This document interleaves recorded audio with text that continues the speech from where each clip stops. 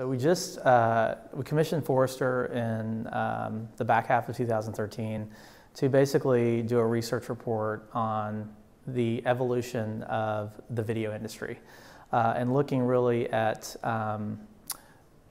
convergence.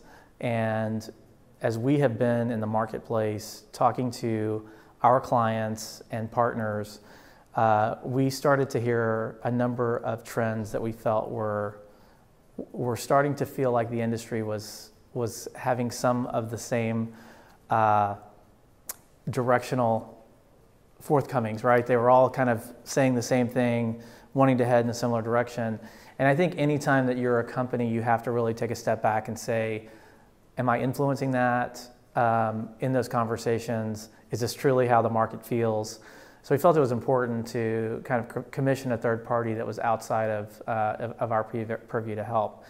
We found some really interesting things. I think one is that overwhelmingly both agencies, advertisers, and media companies all felt within the next 3 years we'll see a convergence between TV and online video, which is pretty fascinating. And all to the tune of, north of 65-ish%. So I think that was great. The other thing that they felt is that convergence is going to require some level of automation. And so the term programmatic is thrown out a lot, but programmatic I think meant in the term of automation versus associating it with a type of media buying, whether that's RTB exchange or upfront purchases. So great. Great for us, great for the folks that are here at this event, that is happening because we're all sitting in a nice spot. I think the other thing that was really interesting is that in interviewing both the sell side and the buy side, both sides felt like video's a win. The sell side felt like it was a win because they can capture higher CPMs. The buy side thinks it's a win because they're getting more efficiencies and better ROI because of some of the data and metrics associated with online video that maybe they don't consider as efficient with some of the traditional TV buying. So, and that's a great thing because I think this is one industry where content matters, quality content matters. We're in an extremely constrained environment today. So if you go out and look and talk to a big media company to buy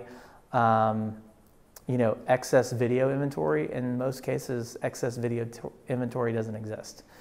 It exists in marketplaces maybe around UGC content or other levels of video, but not necessarily around high quality production content.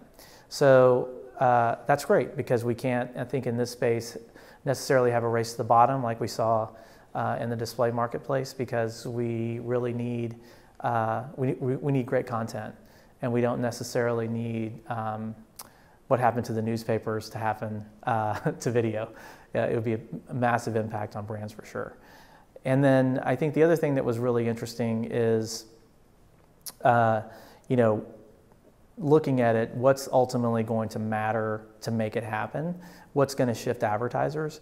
And I think consistently it's really ROI, right? How are you showing that you're actually driving lift, you're driving sales across these mediums? Because I think sight, sound, and motion is very different than display, especially as you move into digital. It's not about last click attribution and buying a bunch of necessarily direct response ads to make something happen at a given point in time. It's still, a lot of it is about how does this play into how I'm measuring the number of cars I've sold off a lot in a given month if I'm a manufacturer like General Motors or Ford. And for the consumer packaged good companies and the retailers, am I pushing products off my shelves, right?